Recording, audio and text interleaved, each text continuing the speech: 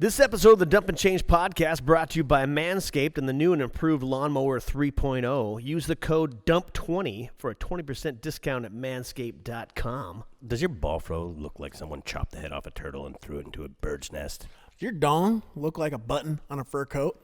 Does your little cock look like a mushroom sitting on a bed of alfalfa sprouts? Hey, listen, 70s bush is a thing of the past. Beards are in. Ball beards, yeah, not so much. It will not make your wiener bigger. It will, however, make your wiener appear to be bigger. You know, why did God make pubic hair curly? Because if it was straight, it'd poke our eyes out. Help us help you. Use the code DUMP20 for 20% off at manscaped.com. We will thank you. Your partner will thank you. And if you're lucky, you may just get a... Oh, yeah? Manscaped.com.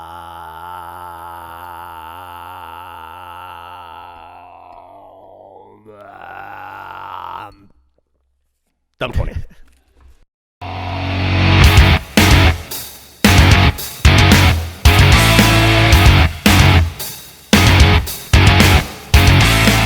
And we're back. Welcome to episode 26 of the Dump and Change podcast, coming from the Odd Man Rush Studios deep in Eagle River Valley. Had a great pod yesterday. Had the ever talkative. He likes to hear himself talk. I will say that. Dennis Sorensen, chirps were on point. Yeah. Mostly pointed at me. I'm fine with that. Pointed at me as well. So it's Sorny was awesome. That was such a great, informative interview and a big piece of hockey history. Yeah, Coach Sorensen. He's done it all. Apologies that we didn't hire an archaeologist to dig up the tablets with your records on them, and I use the interweb. So my apologies on that one. Yeah, and he may come around to the manscaping. We don't know. We'll see. That's to be hashed out. Dump 20. Dump 20. We'll see. Maybe he buys one. Other than that, it was my first alcohol-free pod. Mostly to the end. I mean, ish. My wife will probably not listen to this, but I did lie and say, "Oh, you didn't have a beer." I had two beers, two Molsons, 143 calories each. I put them in my app. app, and I was only one over yesterday. Loser app. Which ain't bad. It's called Lose It. Oh, Lose It. We get them as a sponsor, Hale or Steve. Lose It. They should call it Loser because that's what you feel like. Yeah. Fat loser. I was so hungry last night, and Did you? I didn't cave. Like I said, I was one over. I mean, come on. I've been 500 under the other day. And even Friday night when I got buckled on an empty stomach, I was still under. Most of those calories were beer, but I only had like 500 calories of food. The rest were beer. I was still under. So it's a balance, and it's a tricky balance. Slippery slope, if you will. So excited about our guest today. We tried to have him. We had him here once before and had some technical difficulties. I'm not going to point fingers or names, but his name is Kevin Hale. Kidding. It was probably a group effort. Probably Ginger's in there too. Speaking of which, where in the hell is Ginger right now? He's not here. He's absent. He is newly married, but I guess I'm going to say it. Bad precedent's being set right now. Probably at home making love. No, that's the only thing that would get him out of trouble with me right now. The only thing. You better not be at frickin' Home Depot or Bed Bath & Beyond or some bullshit like that. You better actually be doing something that's constructive. When you're missing the pod. I digress. I'm going to send it over to the Golden Voice himself, Mr. Walter Eunice. Go Fury. We might have a new mission next year. We might not be unleashing the fury. We'll see. Unleashing the mission. Unleash the good. Mission. What, missionary? I'm not sure. It's okay. Yeah, it's tough. The back-to-backs are tough when you don't have the quality of guests that we've had the past two. It's Super Bowl Sunday here today, and I just got my itinerary. Going to go down and watch Dub state championships, and I just got the itinerary. Apparently, I board tomorrow at 5:20 a.m., so I may or may not make the entire Super Bowl, but I do have a lovely, lovely designated driver, my daughter, Faith. I don't know if everybody knew that I had a daughter or not. I do. She's lovely. You better load the shotgun. She's gonna be cute. Oof. Takes after her mom. Got your coloring, but takes after your mom mostly. And, she's going to be a little hottie. You better be loading that shotgun and get Dub on point to, He needs to he needs to like kind of squirt up, and then we'll be all right. Yeah, exactly. Because he's mean enough already. Yeah, he got it. So no Ginge, can't throw it over Ginge. Ginge, you're not here, like we already discussed. So we're going over to executive producer Steve Glines, and looks like you got this place ready for a little Super Bowl party after our little party here. Yeah, hopefully all the listeners have the timeline down. We haven't been in the pocket like this with back-to-backs, and it feels good. Once again, it feels real good. You got Denny and the quality, like we make ourselves available. Well, most of us make ourselves available to block out the weekend. But yeah, it's Super Bowl Sunday. Common courtesy. You hear this in a few weeks. If we have any current events, they might not be so current. But once again, with the guests we have today, with the amount of years, I don't know how much the last 3 weeks are that important, because we're going to go deep into some good hockey. Just a couple reminders for some people. We do have the YouTube up and running, so the full podcast will be coming out in video, and we haven't even started yet, and I'm telling you right, listen to the podcast, then go back and watch the video, because I am super excited with some of the tricks this guy has up his sleeve, and definitely a visual medium today. We also, don't forget the Dump and Change swag.com, t-shirts there, Dump and Change swag. And don't forget manscaped.com and Dump 2020. If we haven't hammered that enough, we're going to keep her going and try and seal this deal. Dump 20. Dump 20. And selfishly, I don't know if you want to call them a national sponsor yet, but I guess they kind of are. I don't know what we get if we sell X amount of them, but we get something. Either it's $2, TBD. $1, TBD. So I did have to sign a pretty lengthy contract to this deal. And I didn't read it, so I don't know what we get. And we're probably breaking all the terms and conditions, but we'll worry about that later. I mean, what are they going to take? Hey, our unboxing, was better than any other I saw. True. Fact. That's just me. That's just me. I didn't think it was funny. The other ones, I thought ours was pretty damn good. There's a one take. You're welcome. Well, I haven't received the cease and desist letter from their lawyers That's yet, good. so I think we're doing okay. I think we're all right. And all the links we just named can be just grabbed at dncpod.com. So one click for all those. But that's the business side. That's all I got. Well, I'm going to add one more thing on the business side. Save the Seawolves. We had a huge Seawolf on yesterday with Coach. Not Sorensen. size-wise. Not saying he's a little guy, but feisty little son of a bitch. I can tell you that. Feisty. He is a mean little fucker. But Save the Seawolves, man, we need to do it. SaveTheSeawolves.com. Get on there, donate what you can, and like we said, it's going to be devastating for hockey in general in the state of Alaska. Top to bottom. Top to bottom. The lowest to the highest level. Yep.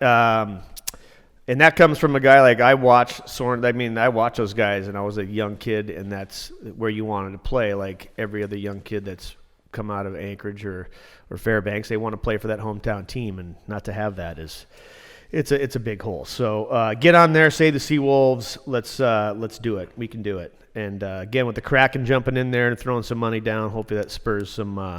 We talked about, I hope it spurs some more West Coast universities to have Division I hockey. There's a lot more talk about different teams going Division I. St. Thomas goes Division I. Long Island goes Division I. There's probably more rumors of a couple. I've read a couple. I can't remember the other one, but there's talks of more Division I colleges. But we need them on the West Coast. How sick would it be to play college hockey like at the University of Southern California? God, are you kidding me? University of Washington, Hey, Oregon. we're going to offer you to USC. I don't care what the team looks like. I'm coming. Yeah, I'm coming. Yeah. Sounds great. So great stuff with Sorensen. A lot of respect, mad respect for that guy. Class act. Great guy. Kevin Hey-ho. Hey-ho. How you doing, buddy? Just hanging out. I definitely want to apologize to our guest here. The last time we were here, some technical difficulties. The bullshit fix it could not bullshit fix it. So I'm excited that we finally got him out here. But we're able to remote record now, right, though? We're still working on it. Sure. Okay. Hey, it looks like you were moving some furniture this morning, burning some cows. Did you download that app yet? No. I think the data that app has, I think we've found out that it is inaccurate. I think Swanee lost some sleep over 1,000 Was it 1,000 1,000 calorie calories? reindeer dog. Hot dog? That was the exception. I think mostly it's pretty much on point. Yeah. So Steve needed some help, and I figured, I got this. I don't need. He'll get in the way. So I wanted to make sure you guys knew I was trying. Yeah, you're 32. That back looks great. Wait until you're 50. 33. 33. Sorry about that. But okay. I guess that's all. Oh, I do want to say our boy Swayman, big, huge win in his first pro FOP. game. FOP. Friend of the pod, 26 saves, absolute stud in Providence there, Providence Bruins. And even when he was like at training camp or whatever, Reed and I, for some reason, find all the guests for the pod, and we were doing some research, and I reached out to Swayman, and he will always text you back, and he always says, anything you guys need from me, I'm in. Just tell me when. So just such a good dude, and so cool to see him having success early. Yeah, and big things in his future for sure. And not for nothing, if you guys saw the latest USA Hockey, he's got the Lose It app. The latest USA Hockey magazine had the Save the Seawolves article in there. Swayman was in there. Even though he didn't go to UA, he knows how important it is. It's what sparked his interest in hockey. And what hat does he have on? An Odd Man Rush hat. Great sponsor. Booyah. Great sponsor. Great Booyah. sponsor. Yeah. Thanks, They've Sway. they've clearly sponsored the most money wise of any other sponsor, even more than Sensation Cryo. Yeah, Sensation Cryo didn't even have the funds, evidently, maybe due to COVID, I don't know. But they didn't even pay their $300 tailgate for the Jersey ERHL season 4.0, which is now canceled in the books. So, yeah, he did not get it. We gave 50% back to the sponsors. It was nice. And I sent him a video of me going through, and, Sensation Cryo gets nothing because they gave nothing. That was an easy zero, and you move on. So maybe next year. I'd hold that credit, I guess. That was 0 plus or minus 0. Shh. Okay, without further ado, I mean, this is one of the biggest, if not the biggest, most important players ever to come out of Alaska. And maybe the most mentioned of any person on this pod is maybe him. Yeah, I mean, I agree. he gets mentioned by every single high caliber hockey player that we've had come on. Yeah, absolutely. Are we ready? I'm ready. My apologies for yesterday. Coach Sorensen had my mind in a pretzel a bit yesterday, and I didn't bring my A game to my intro, so I'm really hoping that I'd have enough stamina to get through this intro. It's a long one. It's a real long one, but this guy deserves it. So without further ado, our next hockey guest is a certified Alaskan hockey legend. His hockey journey began in 1972 and 73 as a star player for the Fairbanks Golden Seals, where they were Mite champions. In 1973 and 74, he moved to Anchorage Hockey Association, where he was the leading scorer of the Mighty Mites League. In 1978, he was Western Regional Champion, Alaska All-Stars Midget Team in Seattle, Washington. In 1979, at the Max Major Midget Tournament, Alaska All-Stars second leading scorer in Calgary, Alberta. In 1980, Arctic Winter Games, Team Alaska Gold Ulu Champion in White Horse, Yukon Territory. In 1981 and 82, East High School Cook Inlet Conference Champions, where he set the scoring record, 104 points in 22 games. Is that good? 1982 and 83, Dubuque in the USHL, Clark Cup USHL champions and National Junior A champions, League MVP and Rookie of the Year. He also set the single-season scoring record of 60 goals in 48 games. Is that good? 1982 USHL All-Stars International Tournament MVP and leading scorer in Leysen, Switzerland. In 85 with Dubuque in the USHL, Clark Cup USHL champions for the second time. Set the playoff scoring record, 12 games, 36 points. Is that good? 1983 and 87, he attended the University of Minnesota, where he participated in the NCAA Final Four junior and senior years. In 85, NCAA Final Four leading scorer in Providence, Rhode Island. In 86, he was drafted by the Calgary Flames and was the first Alaskan to sign an NHL contract. In 1987, Salt Lake Golden Eagles, the Calgary affiliate team, and IHL Turner Cup champion. 1988, USA Hockey Team, Spengler Cup gold medal champions in Davos, Switzerland. In 1989, USA Hockey Spengler Cup led the USA team in scoring in Davos, Switzerland. In 1990, USA Hockey Team World Championships in Bern, Switzerland. In 87 and 95, he played professional hockey in Europe, Germany, Italy, Sweden, England, and Austria. In 1995 to 2002, he was a player and a coach for the Anchorage Aces of the West Coast Hockey League. 1999, Sports Illustrated Anniversary named one of top 20 Alaska athletes of the century. In 2000 to 2005, owner and operator of Acceleration Alaska in the Subway Center in Anchorage, Alaska. In 2012, he was elected to the Alaska High School Hall of Fame. In 2005 to 20, general manager MTA Events Center Ice Rink. He also coached numerous high school and youth hockey teams in Anchorage and Palmer. 1980 to 2020, 40 years as a player and coach of USA hockey teams, U.S. National Hockey Festivals, and USA Hockey Developmental teams. And now, new general manager of our very own Harry J. McDonald Memorial Center. Pleased to welcome Alaska hockey legend, Stephen Craig MacSwain. Welcome. Oh boy!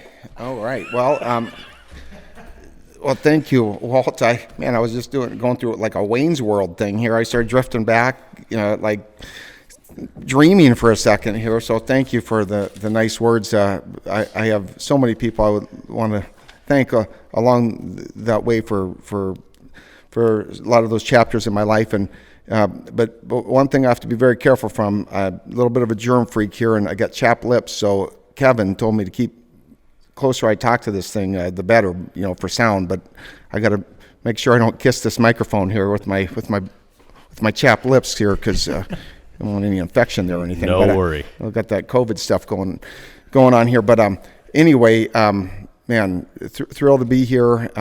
Again, thanks for the nice words. But I'd like to go in as we get rolling here. A lot of people to thank, and so a lot of things I want to say here. So, but first, told my mom and my wife Claudia. She says, just don't embarrass me today. No, like don't embarrass them, and don't. My wife says that. I hear that. Time I hear that. come to I hear the that a pod. lot. She says that I can't cuss, so I'm going to do the best I can. Super Bowl Sunday, but if one sneaks out, sorry you two, but I love you. Where do we got here? So, but my thing is, I feel like I wanted to say so much here, but I have but I forgot my notes. I can't find my notes that I was here when we were here in the summer. I had all these funny things I wanted to say, and I was ready to rock. And then all of a sudden, now we're going here in February, and I'm thinking, where's my notes? I'm going to find them, and I hide stuff, and then I can't find it for like a year later all the time. So I put them in an important spot, and I have no clue where my notes are. So I'm kind of winging it a little bit, and right now. But I'm hoping to kind of invite myself, like Alec Baldwin on Saturday Night Live. He's always in there. Like him and Steve Martin were going back. Maybe Petey Mac can be Steve Martin, and I can be Baldwin. Every once in a while, just come in here. Come in, absolutely. Jump in, because if I forget to say something about somebody that affected my life in a good way from hockey in the state that I love so much, then I'd like to give give them a shout out here down the road here. But third, I was going to go on third on my notes here. I have this, and then I'll shut up here.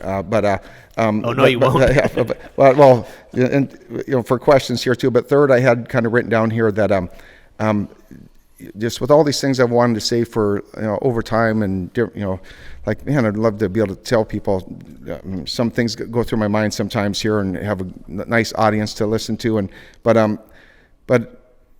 but over the years, just to tell you what I've become, I used to be so shy as a little kid here, and then I remember I got to junior hockey, and I was going in with Cord Cernich and a team here, and I was a new guy in the team back to Dubuque, Iowa, and they were introducing me to. I knew all the Alaskan kids, Bill Cody and Cusack and Cernich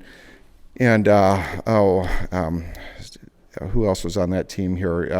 I'll think of it. Seminac, Buckmeyer at times. Joey Hayes. Well, that was the year before. Oh. But I came back to juniors at one time, middle of college, and all of a sudden, I was coming in halfway through the season, and all of a sudden, there was one guy that was just big, tough guy, just a big rig, and I could never say his last name. It was just a real hard Italian last name to say here, and I'm like, I was asking Cord and Mikey Cusack, is like, what's that guy's name? And it's they kept calling him Dale or Tot. I'm like, what's this Tot?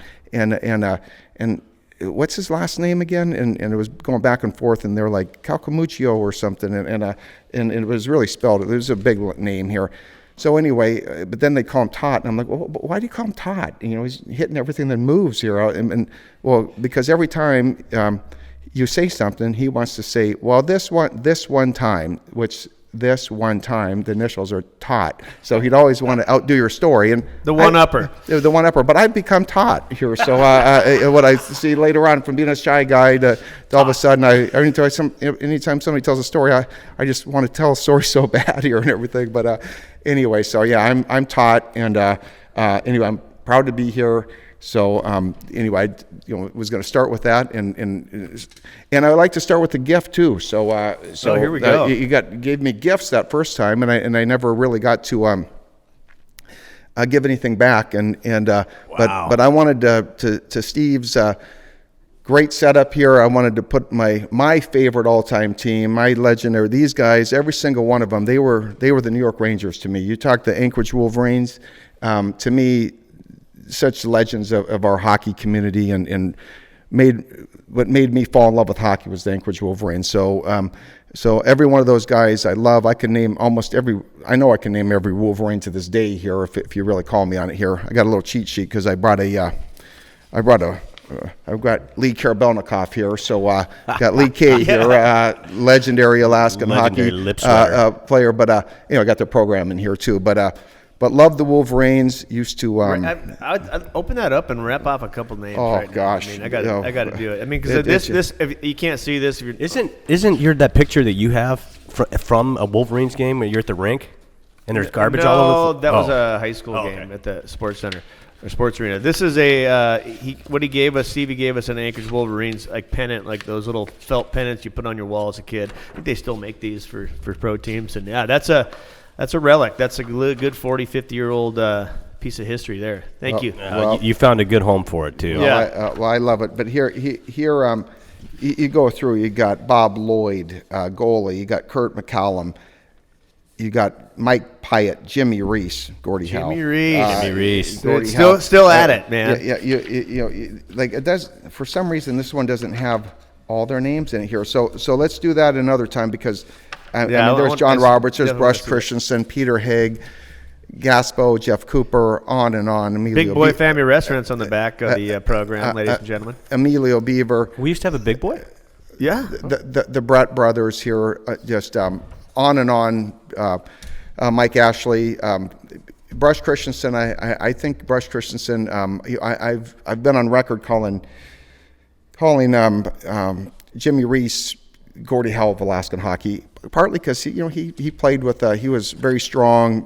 He played with an edge and kept everybody honest. He was the captain. He kind of looks like Gordie Howe. So to me, I just love him so much. But I call him Gordie Howe. But also when I say that, I think of Bruce Christensen, who was an amazing player. If you still Brush to this day is something special to watch here. But if you so he's been a hero to me, Bruce Christensen as well, and he might as well be our Gretzky the way. So if there they are, there's Brush. Oh, there's the page here for everybody. But I love every one of these guys. Peter Haig, maybe the fastest guy ever in the state of Alaska, and back when my wheels would go a little bit, people used to say I was pretty fast, but I would race Pete Haig every year, and never once did I win. He always beat me. Even into his older ages, he'd still beat me. He could shoot the puck too. He always taught us how to. He's always the shooting coach, and he could snipe that puck. Well. Let me run through these guys. Then I'll tell a quick hockey school thing. But you got Peter Haig, Randy Robinson, Big Bird, kind of like Larry Robinson to me. Tim Armstrong, Billy Brett. Coach Christensen, Ray Ureke, Mark Romolowski, John Stackley, Jake Thiel. Oh, love the Thiel family. Jake Thiel, Sonny Thiel, Mr. Thiel, George Thiel, love him. Terry Teague, Dan Ernest, Glenn Armstrong. Actually cut me in middle school here. That's a good story here. So, and I love him for it. He deserved to cut me because I was watching a couple guys getting a little boxing match at Tasty Freeze here. But Jimmy Brett, Frank Davis, Bruce Reiki, Gary Whitley, Roy Mackey, Rick Kennedy, Mike Mogline, Mike Marino. Oh, love these guys here. Don Liskey. Some great 70s Gary hair, Ublacher, too. Mike Barr, Facial Scott hair, Lansford, Bob Rawl, Jim Roddick, Lee Mogline, Dwayne Jones. But that's just from one page here. But there was more Wolverines here, and I'm talking fast. But there was a pizza place that was right next to the, that was right down by Cal Worthington now, and I think it was called Uncle's back then. But I remember the games would be Jimmy Reese was talking about that pizza place too. Yeah, it was like I can remember it. Like I keep saying this line over and over, but I can remember all that sort of stuff like yesterday. But 2 weeks ago, I can't tell you what in the world I was doing here. But but as a kid, going to those Wolverine games is just to talk about how I fell in love with hockey. It was I was kind of getting in a little bit of trouble as a kid, and probably on some wrong roads of life, and I had a good year. I came from Fairbanks, but I'd had a good year and in hockey, and things were going well, and all of a sudden I kind of started getting on the right road here. But I think hockey was a huge part of that, and going to those Wolverine games. I remember we would be at the ice arena on Fireweed there. And old sports center. The old sports arena here. And I mean, we would be hanging under icicles that were like way bigger than us in line, like a mile. It was wrapped around the building.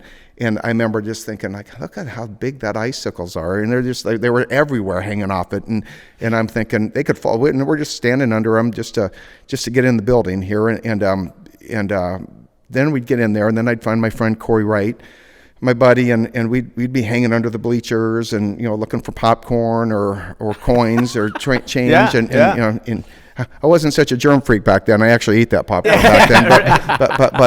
But just I remember the big brawl one time that one of the Brett boys started. I don't know if Jimmy or Billy, or I get a little foggy, but I'd never seen a bench clearing brawl, and it was just awesome. But I love the Wolverines, and every one of those guys is special to me. So anytime I see them, I always give them a shout out. I'm hoping to do a reunion game with them sometime, and then I will shut up and just listen to their stories, because they are a huge part of the history of Alaskan hockey, in my opinion here. This is Coach from Marcetta. 77, 76. Yeah, so that's how many years were they organization? You remember? I don't remember. Well, I remember Millen Marcetta was the coach. Then you have a real close personal family friend was Ken Krassel. To me, one of the great builders of Alaskan hockey here too. He had the famous hat with all the pins. He was very instrumental in getting ice arenas built in the Sullivan Arena. And Ken Krassel and his wife Marianne are dear friends of mine, and Ken's in heaven now, but Marianne and I keep in close contact here and just love her. You have Judy Martzoff and Mr. Martzoff here, just great people behind the scenes that were making things happen here, and all of a sudden you have Coach Mack, your dad, you have Dempsey, and they are on the scene here, and next thing you know, I'll go into your dad a lot more here, a huge influence on my life, and Dempsey.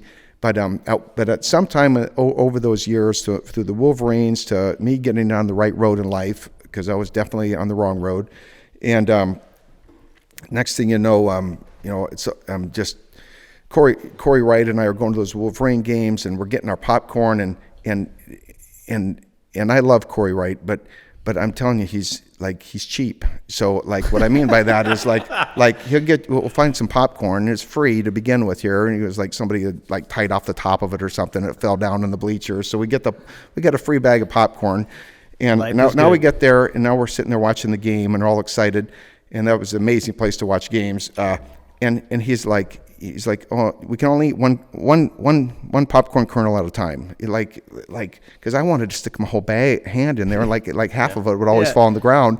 And he's got me just eating one thing at a time. I'm like, and then you go on road trips with him. He'll buy one pizza, for. And three guys got to split it here, and I'm just starving whenever but no, I love him. He's Corey, you cheap son of a bitch. No, he's a little tight, but buy more popcorn. No, but I love Corey Wright, but best man in his wedding, and an amazing player, by the way. Yeah, agreed. And I call him the Bull and the Rock. I'd like to go into some line mates and just talk about the love of your line, how important I think line mates are in your hockey. But I want to hit on Joey Hayes and stuff. But I'm rambling on here for a while. But just because I want to come back to Joey and Corey and Christensen and Todd Christensen and Travis Frisk, different line mates, Kirby Holtman, Rob Larkey, some beloved line mates I've had, Bill Cody, but also wanted to finish up with the hockey school story, and then I'm going to truly be quiet and listen to questions here. But years ago, when I was a little kid, I had got asked to do the hockey school for Coach Mack, Coach McDonald, Coach Anderson, Paul Bronis, Pete Haig, Brush Christensen, and those were the. If I'm forgetting somebody, Reed, those were the main guys. But I lived in Eastridge condominiums at that time, so every day, it would start at 7:00 in the morning, I think, and we'd go to 3 in the afternoon, or it would go. I think 5 o'clock. I want to say they were almost 12 hours, like sometimes 10 to 12 hours. They were at the rink. Those guys, crazy. Well, I know I used to make journals of everything, so I still have them, but carry them around in my back pocket, actually. But I had summers I was tracking everything I did for working out and training. It was like 8 hours a day of something involved with hockey, and I would run that bike trail from Eastridge to every morning to Ben Boki through that bike trail. I'd be scared to do it nowadays here, but back then, rollerblade. I'd be running backwards and forward and sprinting and everything I could. Be there at 7:00 every single morning, and I was to go for all to skate myself ruthlessly during Zamboni drives here, and maybe get to play pylon or cone hockey. Yeah, the cone hockey. Yeah, the pylon hockey. That's where it started. Those are some great battles. Pylon hockey. Just, and it was between the Zam drives here. But it was just that honor. And I'd tie skates. I worked, and I'd work for free, and I worked my behind off. I mean, it wasn't work to me. It was just so happy. They call them Gophers. Yeah, we were Gophers. So that was my first time of being a Gopher, I guess. Here, when I think about it, but what happened? One day I was like 3 minutes late, and I never forgot this in my life because I've been late for a lot of stuff over time. But I got sent home by your dad and Brush and Dempsey. They said, "Hey, they're looking at your watch." They looked at their watch, and it was like 7:03, and I think we were on the ice at 7:15, or maybe we were even on at 7 or something or whatever. I got there late, so. 3 minutes late is what I remember, and they sent me home, and I mean, it was like tears in my eyes. I couldn't believe. I was so sad. I was so mad at myself, like I let them down, but it taught me a good lesson. Don't be late. But those guys, amazing leaders, amazing people to be around, and really helped shape my life in so many ways here. So I've always looked up to them. I'll show you a letter here in a second here, but I know there's one your dad sent me, but there's a second one that anytime anybody gives me any guff, I have it in my back pocket and then I throw it out there. Nice, I don't really have it in there, but anyway, I'll let you see that in a second. But anyway, I love that hockey school was a part of my life, and that I was with your dad, and I as years went by and your dad coached me. I remember one time he's like, "Stevie, okay, we need to start."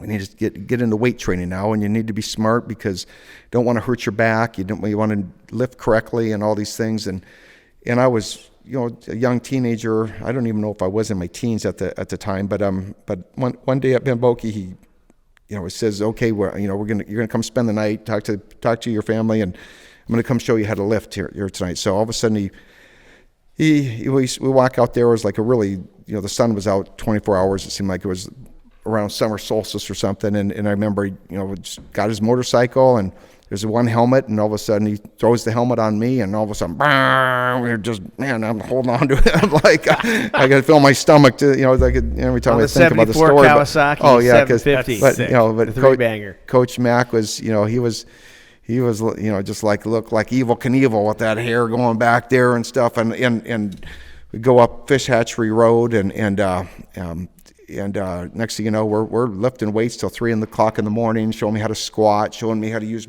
correct back posture and everything. And I think we lifted till 5 in the morning basically. And then he's like, "All right, find a couch or a bed somewhere, but good job basically." And I think I walked over you. I walked over, there's kids were asleep. We were everywhere, but it was just always a neat, special memory to think about.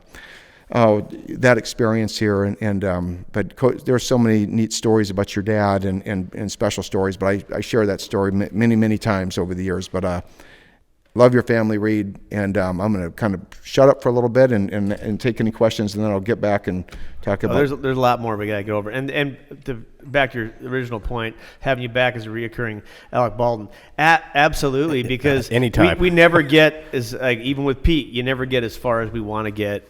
And we always uncover, in everyone we've done so far, we've uncovered, including yesterday. We learned something. I learned something that I never knew. And it seems like it's always 10%. Yeah, you know, like we get 10% covered. So anytime. You have another piece of paper here from the Wolverine Hockey School, AHA. Was that in conjunction with the Wolverines? Oh, that's original Wolverine Hockey School here, and I think Jimmy Brad and Kurt McCallum. This is 1974. Steve MacSwain. They spelled your name. That's fine. That happens to me all the time. McDonald. But the comment says has a lot of potential if he keeps up his drive and determination. R.C. Robinson. So you got a lot of ones on there. 1 is outstanding, 2 is good, 3 is fair. No 3s, all 1s and 2s, mostly 1s. I never knew they had a hockey school. Well, I have more of those, by the way, but I only brought that one because it doesn't have a lot of 3s on them. But there is some other hockey schools that I do have some 3s, and needs to have a better attitude, needs to work harder in practice. So I got a couple scathing personal ones conduct from too. Brush Christensen back in the day, but Brush. I saw something Brush had put on one of those skills clinic ones on me, and man, he was spot on of things I wish why didn't I focus on that, but more, because he was so right on. Dempsey was so positive. Yeah. Even if you would critique it, but positive. Brush was just like, he would tell it like it is, man. He would not hold back, which is what you want. You want honesty. Yeah, exactly. Well, the other day I skated these kids with no pucks for 40 minutes or something, and I said, I pointed up to your dad, I said, listen, I'm going to give you guys a Coach Mac skate here today, and because you did a few things, you crossed the line in my book, but so we're going to skate, and so it'd be good for you here too. So anyway, but I've told kids over the stories, and Dempsey would actually throw his stick, and his stick seemed like it weighed 75 pounds. I mean, it was straight. It was a straight blade.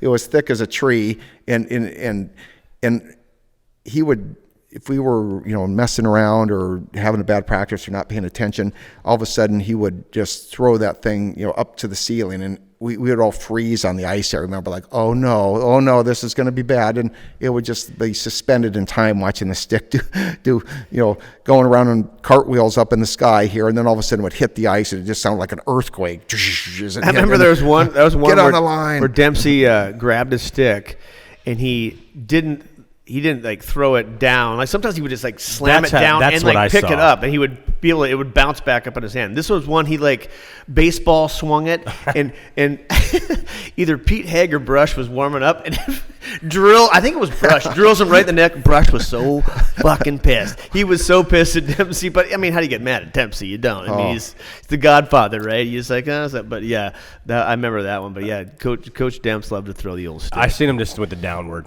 I went to 1 or 2 of his camps, and it was always wearing no gloves, wearing the throw the stick down, and then the flannel hands on the hips and looking around. And there was a kid named Alex Morso, and he was always he was all over him, all over him, folling him around the rink and everything. That was my only Dempsey story. Well, Dempsey, he had that stick swing. He actually, one time, all the parents were kind of bickering up. His hearing must have been amazing, but one day, or he just sensed the parents were bickering up there. But all of a sudden, he just blew his whistle and pointed up to the parents. He goes, it was 7 a.m. I want every parent, you're banned from the arena today. Get out of here, right? Go up the street to Embers. Go have breakfast. I got your kids. Don't worry about it. So anyway, every parent left the building, and they went out and had breakfast here, and I got your kids. But I just think he didn't want to, he sensed that there was friction in the air or something, and he called him out, and all of a sudden, what a clout for a coach to be able to do that. I haven't tried that one yet, but it's crossed my mind a few times, for sure. But Coach Mac, another Coach Mac, great memory is the he was just lethal with the big, thick Winwell glove, I think it was, right? Winwell or Cooper. Leather. Weigh about 20 pounds. It was like it was like a medicine ball. And if you ever were talking a line, Joey and I would kind of be talking and we'd whisper in his ear. If we had a crush on a girl or something, all of a sudden, whack! Launch the glove. He would just smoke you. I mean, from like the top of the circles, and you're on the goal line. I don't think that flies anymore, but it should. It's safe sport approved. It's safe sport. Well, they got masks on. You didn't have any masks probably back then. Those gloves were like probably 3 pounds. Oh god, probably 3-4 pounds each. Oh yeah. Well, when it's coming at you about 90 miles an hour, I mean, and I love them for it, by the way, because. All of us that had Coach Mack and Dempsey and that whole lot here were so thankful, hardened us, kind of taught us to be men and respect and love for the game and taught us the right way here. So and we'd go through the wall for those guys and huge impacts on our lives. All of us say that. In my era, and we feel blessed and lucky that they were such a big part of our lives. Big time. And we'll circle around back to that. So I find it, you've listened to the pod, maybe not, but we'd like to go back to like kind of youth hockey and start there. Interesting, born in Seward, Alaska, probably the best hockey player without a doubt to come from Seward. Maybe the only one. Top two. And if I was Seward, I'd be putting the sign out there, home of when you drive into Seward. That'd be sick. Home of Stevie MacSwain. And Stephen Craig MacSwain. We're gonna work on that one. They're missing the boat there, Seward, and I'll do your job for you for marketing. No, not a big deal. But yeah, so you born in Seward. What's mom and dad doing in Seward, Alaska? Well, huge fan of the podcast. After I get my gifts and stuff, and I give Steve Glines the great props on this beautiful place that I'm hanging out in. But I also had last time I was in here, Kevin Hayhoe was on probation. From probation. He still is, probably. So yes, I do listen, but I'm just like, why do am I yelling hey ho? I'm just doing that all like when like when I'm driving, it just shoots out of my mouth sometimes. I'm like, me too. Kevin, I don't know you that well yet, but I'm like I say your name a lot. Like hey, like I know it's the Red Hot Chili Peppers, but you got that hey ho in there too. But I had a song from.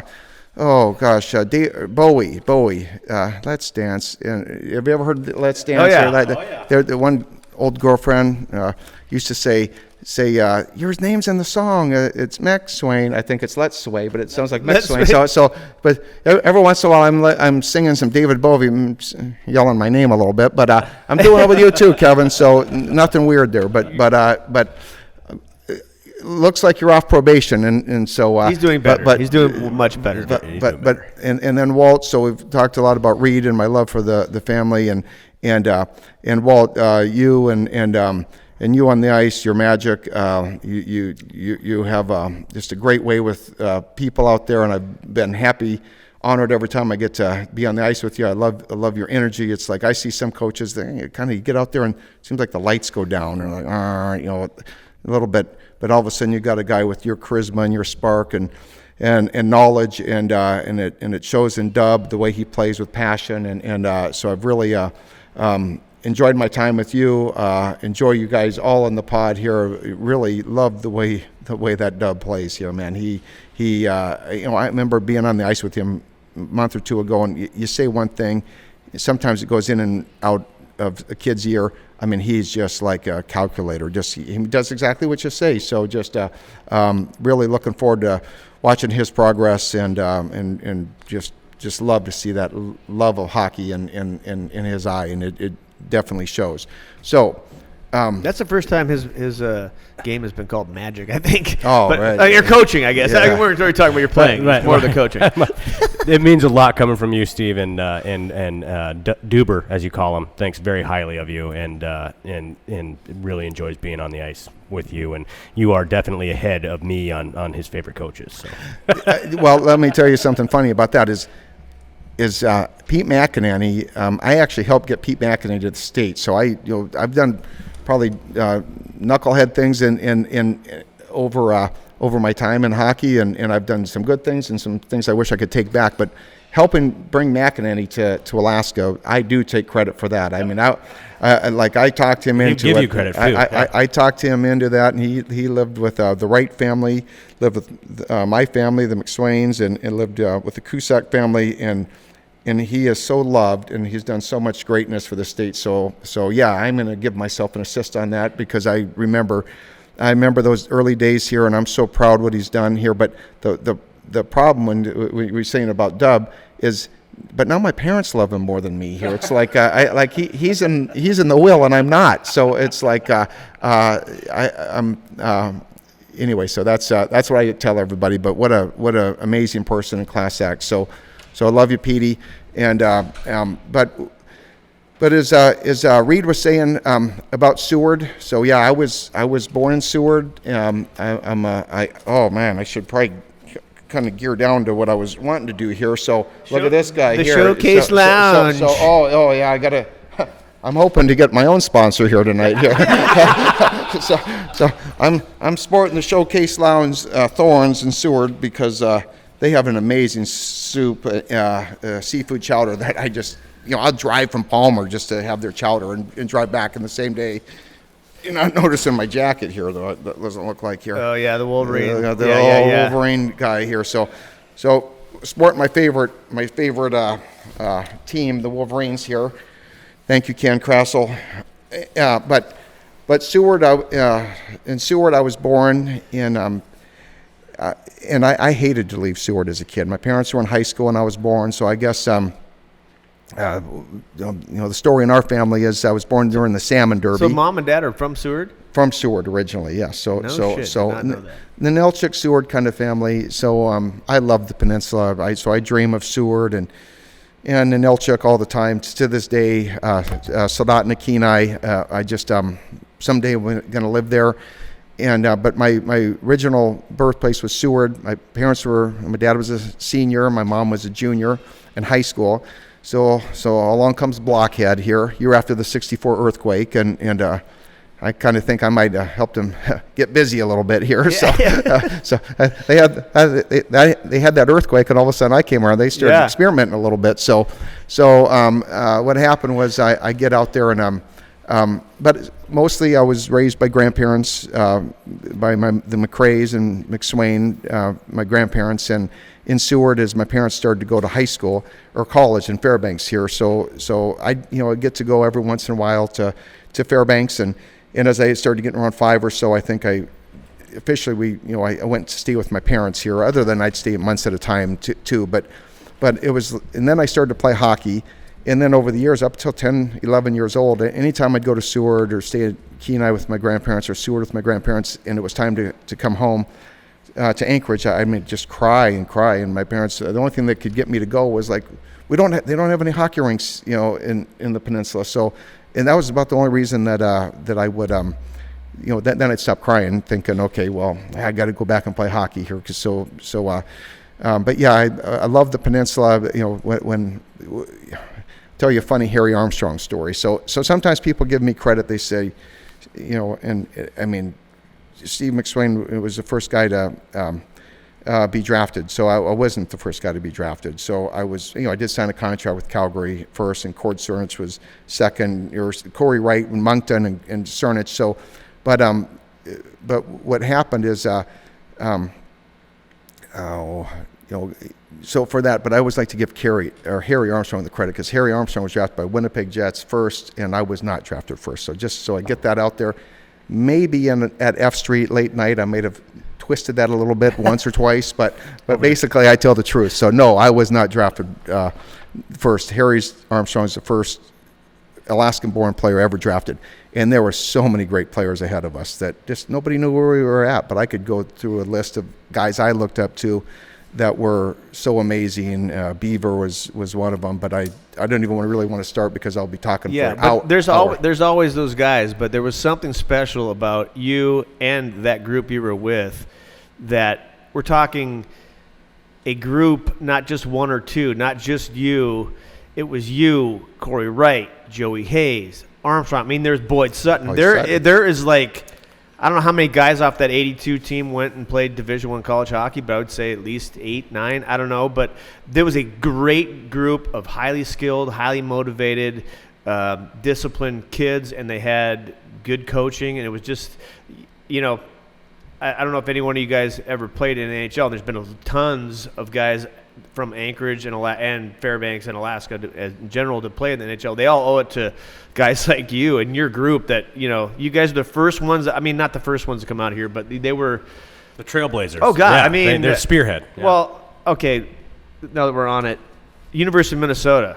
At the time you played at University of Minnesota, there are zero non-Minnesota kids playing for that school. Like, every Minnesota kid wants to be a Gopher.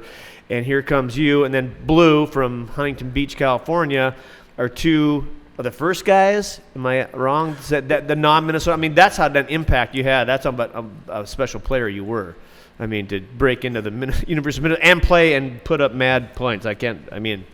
Unreal points. Well, we also had Frank Pietrangelo, who was a goalie and won a Stanley Cup here. He's famous for the save. So Frank was a heck of a goalie from Niagara Falls, but yeah, it was I didn't understand back then what I was getting into for the history of Minnesota, and I remember going to Minnesota my first year, and John Mariucci had been up here that summer, and we're going into Cusac's house, and all of a sudden he says, someone says, "Hey, yeah, this young kid, this MacSwain kid's behind you. He's going to be going to the Gophers next year." And he looks at my dad, because my dad's there, and he's kind of sizing my dad up. He's a young guy, and he's thinking.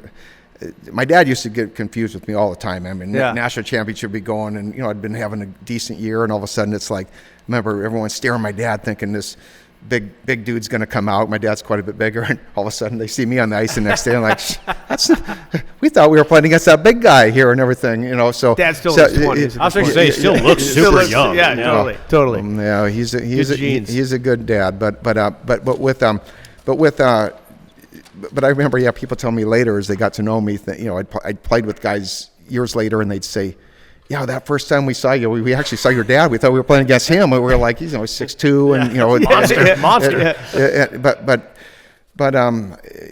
So just I'm jumping around here, so I lose my train of thought sometimes. But speaking of guys, can we talk about Joey Hayes? And I was going to talk about some line mates here. Let's get there. I want to real quick. So you answered the question there with that. That's stuff, you learn something new every time. I did not know that about your parents. So they're from Seward. They're going to school in Fairbanks, the U of F. You are up there playing. So how many years did you play like youth hockey in Fairbanks? So I did play 1 year, and I'm proud to say my buddy is my team right there. There's two Anchorage boys on there, but that's our team. But Gary Dixon, Gary Goob Dixon here, was on my very first team, and Gary's with the Union here and in Anchorage here, but he is a very old friend of mine here, and I have a neat team picture of us together. We're side by side here, and still close friends. He played for the Seawolves, but Gary's an awesome person here. But Gary and I started. Goob Dixon, yeah, he was a senior at West when I was like a freshman. Goob. Yeah. Goob, yeah. Well, he's a lot like Glimes. Well, yeah, but very proud that we were on the same first-year team together. But with Seward, so I was born premature, and then I guess what happened was the Salmon Derby's going on, so everybody was yelling down with the old megaphone. Hey, Linda McRae's having a baby early. We got to find a doctor. So they're like doing that all through the harbor and the boats around there. So next thing you know, my doctor was out of town because I was 3 weeks early, and then they. So the doctor went busting in. He was a doctor from Anchorage. His name was Dr. Best, Dr. Starr. So Dr. Starr came in from Anchorage, and he had his hip boots on, and then here I showed up here a little bit later, and so the first thing they did was I guess my dad came in and got a tape measure and measured how big my head was because. We have some pretty good sized coconuts in our family here. So anyway, he did the old.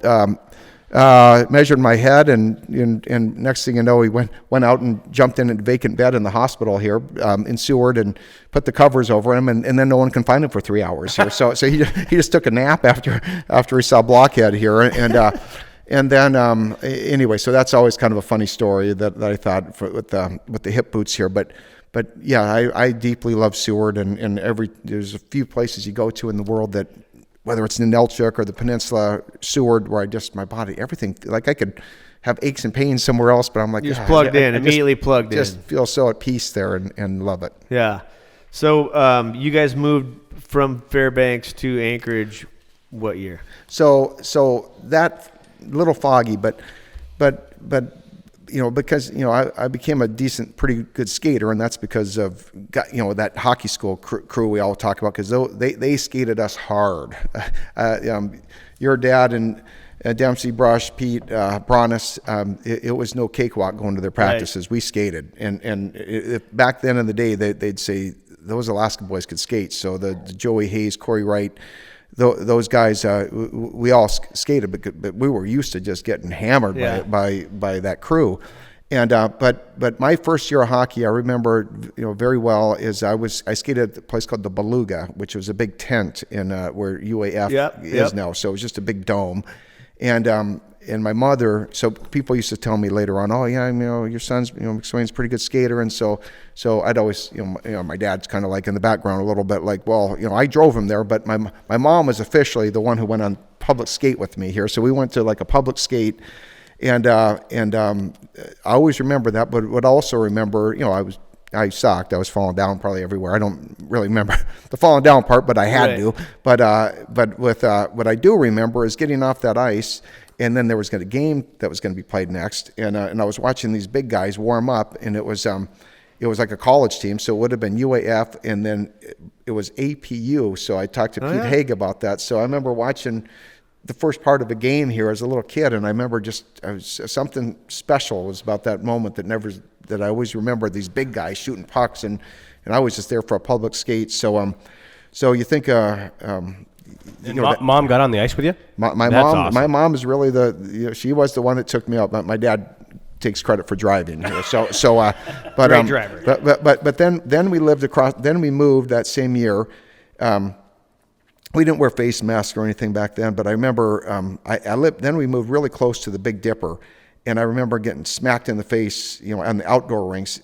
I mean, the inside Big Dipper was colder, just as cold as it was outside back then. It was brutal. But I remember getting smacked and above the eye, and I was bleeding everywhere, and so my parents weren't there at practice. They show up later, but everything froze. So all the thing froze. So I had all this frozen blood on the side of my face from getting hit. But I loved it here. So I wasn't really that good. I was okay, but there was guys that were way better than me on that team. That kid Stephen Best here, I remember he was so good here. But I remember the coach. The coach was Ron Smith, and I've never even got to thank him over these years. But I remember. I love those jerseys. We had the coolest, like I'm colorblind, but they were cool looking to me. So it's a very nice. I mean, the other part is I couldn't. Is that the Golden Seal team? The Golden Seal team. So but were they the Golden Seal? Wasn't the Golden Seal the NHL? Were they no. Colors, or green and gold? This was like a blue kind of color, like a light blue type deal here. But what happened was I remember that's when I knew I started to like hockey, even though, like I said, I got in some trouble. I was on the wrong road a few years after that, or a year after that. But what happened was they had my dad didn't show up one day to pick me up for breakfast, and I remember I had all my gear on. I was a home dresser, still am. But anyway, I'm sitting there with all my gear on. I could see the Big Dipper from my house, but it's just to walk there. I was a little kid, so you didn't do that. I walked way more longer stuff as a little kid, I should say, back then. But back then, I don't know. I don't know why I didn't walk. I should have. I was like half a mile from it, but I could see it from my house. Because it's 40 below zero. Yeah. For whatever 60. Yeah. For whatever reason, I remember tears in my eyes. All of a sudden, it's like 10-7, and like he's not there. Like 5-7, he's not there. 3, like I know he's going to show up. Then it's 7, he's not there. 7:15, all of a sudden the tears start coming down. But when I bring that up to him, he's in denial. He doesn't believe, but he gave me a million great rides since then. But So he didn't drive you to that one. Yeah, then. that one he missed. So, but Dad, don't take it personal. I'm not picking on you. I love you. You gave me a lot of great rides to all over the world. But one other thing that sticks out about that first year is they had like a snow. The pucks would shoot out in the outdoor rinks there all the time. So it was like me and this other kid, I remember, we were fighting for like whoever got the most pucks. It was like getting golf balls. I got a funny golf ball story with Cusack and Cernich, but it was like you go into those big snow piles and you just look for pucks. And I had the best puck collection in the history, but I actually put them in all my closets. So like one row all the way to the top, like a little tiny closet with three walls. I had one side from the carpet to the ceiling just locked in with pucks, and then a second row all the way up through, like 10 rows on two different sides, and all of a sudden I was getting close to, like, I wanted to have the whole closet be pucks, and it was just like a puck inside the closet. And then my parents told me, as I was like 100 pucks away from finishing off three rows, my parents said we're moving to Anchorage. So what am I going to do with all these pucks? so it's one to-do project I never finished here, but I just always remember that puck wall and fighting it and having to fight this other kid because he was pretty good at snagging the loose pucks here and stuff. But we were like on an Easter egg hunt for pucks. That was the best in the springtime at any Bartlett High School. We used to go out there. I used to go out there and just like 20, 30 pucks at a time. It was like Easter egg hunting. And boom, boom, boom. It's just it was awesome. So. Oh yeah, that I still remember that snow pile. But then I went to Fairbanks a few years later, and I'm like, where's that? I couldn't find my old house here. I was trying to show somebody, but now all these trees from this field had grown up there, and I just couldn't see the house anymore. But it's like it's been like 30 years since I'd been there. But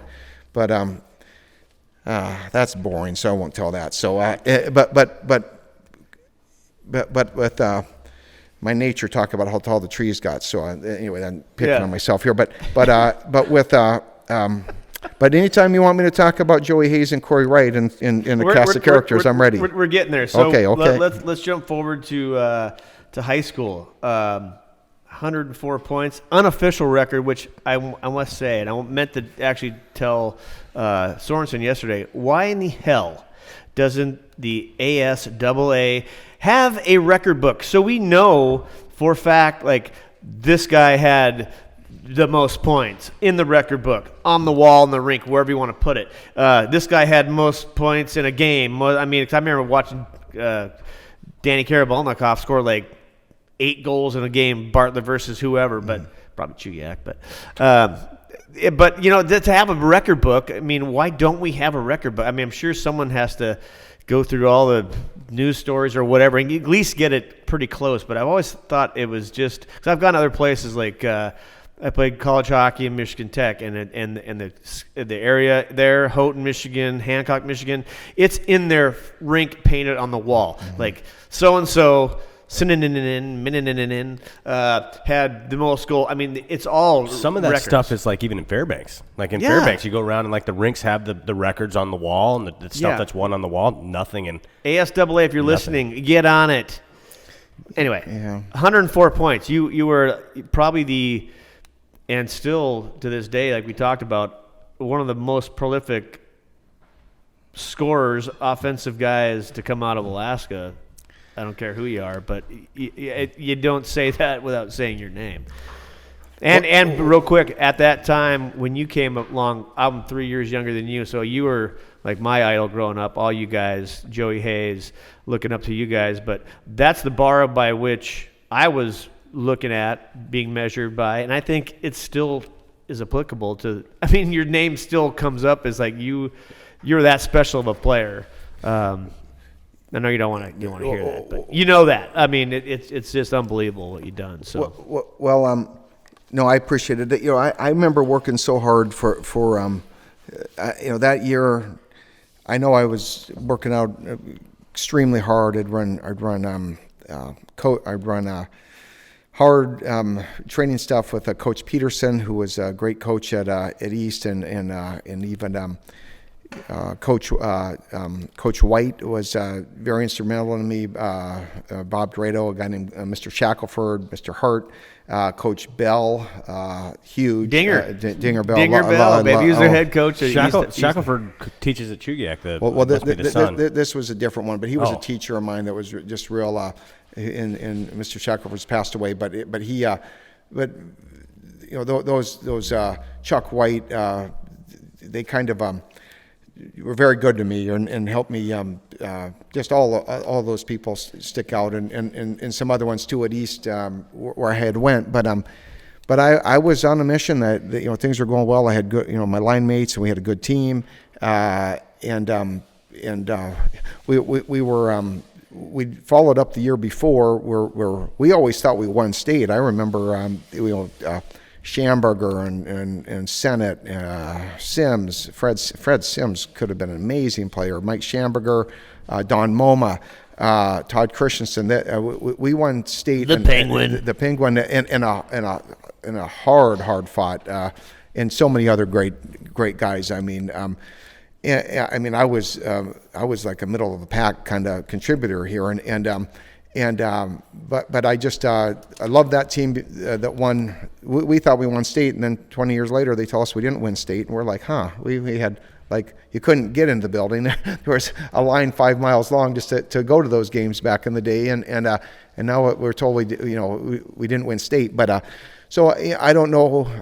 I don't think it was. Hockey wasn't as developed, I guess, but I would say all of our games were pretty darn close back then. There was no 20-0 games where there was like there were shots. You had Kirby Holtman, and was as tough as they ever came here. Yeah, when it comes. So, and I want to talk about Kirby. I got a list. I had him as a coach one season. Yeah.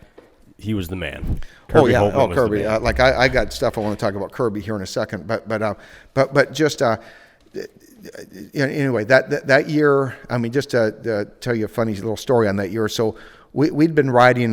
We were the underdogs the year before, in a tough Cook Inlet League here. But we kind of bonded together.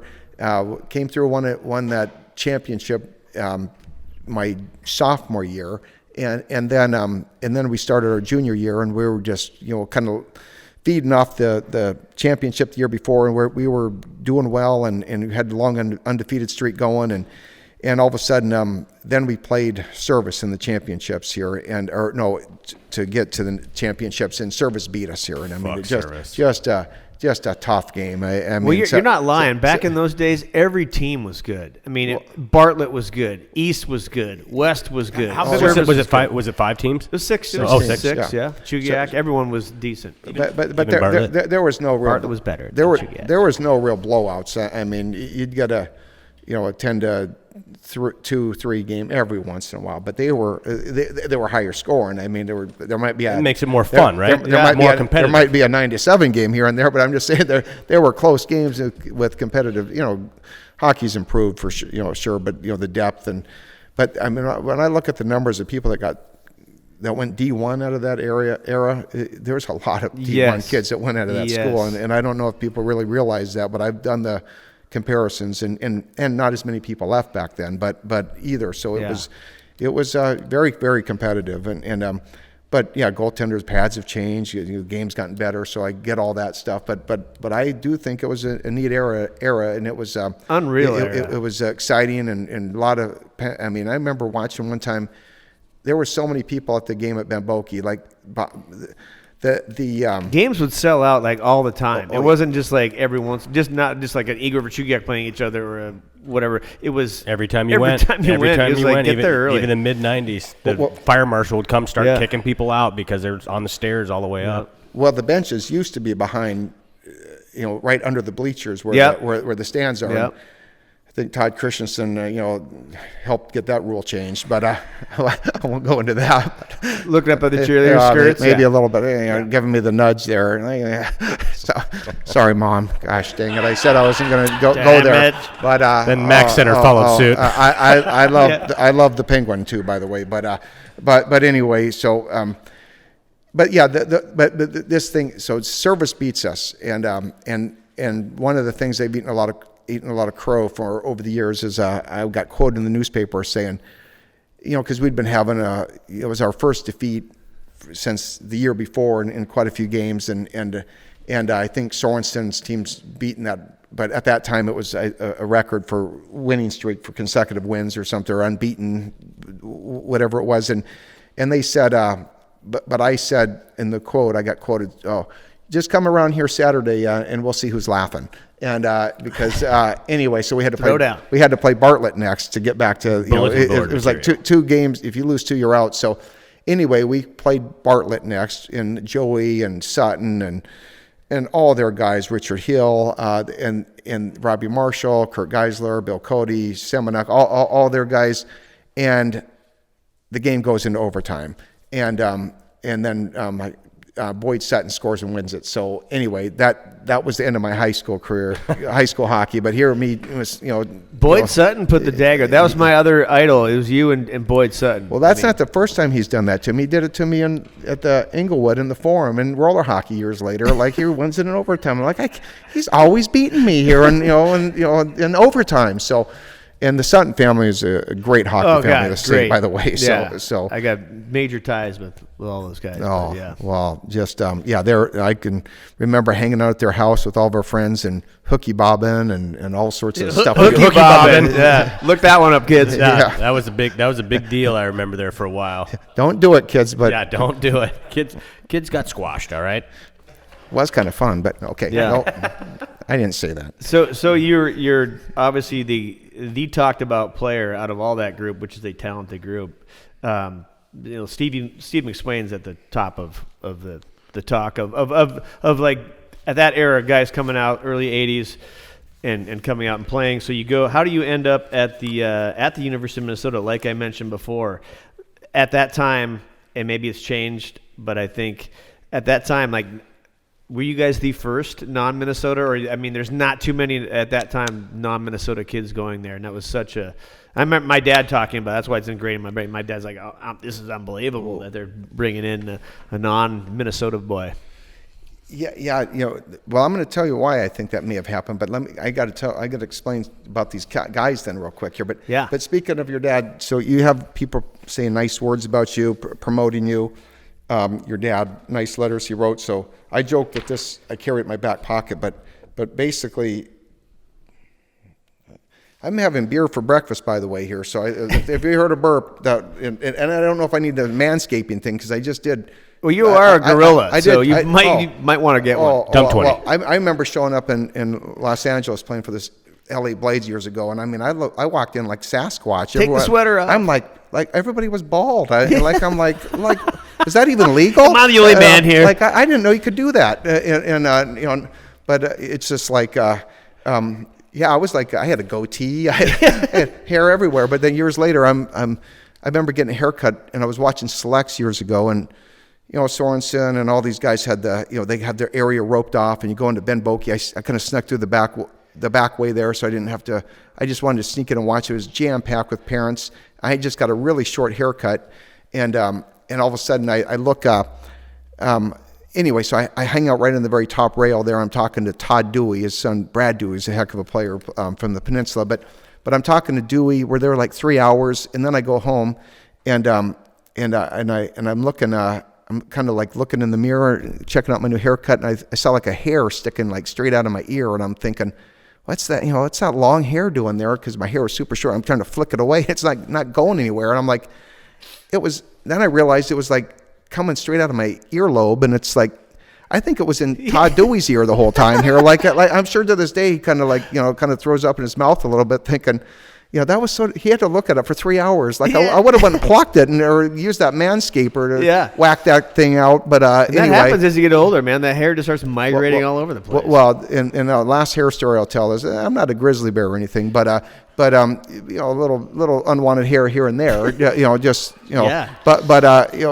Claudia will think. Oh, Todd Christensen and his wet willies. He couldn't do that anymore because he notices earwax. He knows anything. He'll call you on, but with as a young kid, I was walking in to Ben Bokey, and I had the big puka shell and necklace, and the big shark tooth, and I had the bell bottoms that, Corey Wright, I always got his hand-me-downs. You couldn't even see my tennis shoes. I got my suede shirts, it's buckled Feathered down. hair. Feathered hair. Feathered hair, And it's all the way open my chest. And, whether it was an Appleberry sister or one of Harold Henderson's sisters, we all had crushes on them. So I remember one of those girls, I can't remember which one, but they're all pretty. And I walked in there with my shirt all the way undone, and she's hanging out with some big tough dude here who I can't remember exactly who it was, but he had his shirt also unbuttoned, big old hairy chest, and I'm like 12 doing the same thing, but she's like, look at that kid trying to be a macho man, and I remember walking by like, when am I going to be a macho? I want to be a macho man. And Little did they know. Man, that's one thing I wish I didn't wish for all that hair and stuff here, because now it's like manscaping. Let me get in on that here too. So yeah. But with okay, so I would like to tell you, like you were saying. Let's talk about some line mates here. Some line mates. So, and then I was going to show you your letter that anytime someone doesn't agree with me, I like to show them this letter your dad wrote for me. Who, just if you could just read that. The highlighted part? The highlight part. We should be better people because of those associations. I can say that if people are not better after associating with you for a hockey season, let's talk about Stevie, perhaps it is their own damn fault. Thank you, Coach Mac. So anyway, if you don't agree with me, I just bring this letter out. But there's some other nice things he says in there too. But here's what I think happened, because I was always a hardworking kid and had some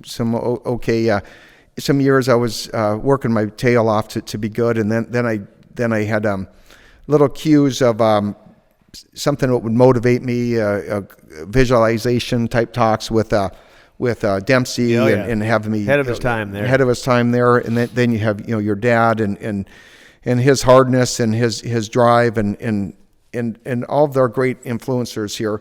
But what happened is I started to gel with the line and so Joey Hayes, I got a list of different line mates here, but Joey Hayes, can't believe you're not in the CUF Hall of Fame. I love you. That's sad that you're not there, in my opinion. Absolute man rocket to this day. When I hear Gomez's podcast here, and I can tell you guys some very funny stories about Scotty, but I heard Scotty talk about Joey, and I'm thinking, how did Scotty get so great? What were different influences his life, and I think about how smart Joey Hayes was on the ice, and you think about Gomez's great brain for hockey and his whole skill set. I mean, he's amazing, but how cool was it for Gomez to be watching Joey Hayes play for the Seawolves and study that brain? Because our coach in junior hockey was a guy named Jack Barzee, and he was very involved, big shot with the head of Central Scouting here. Yep.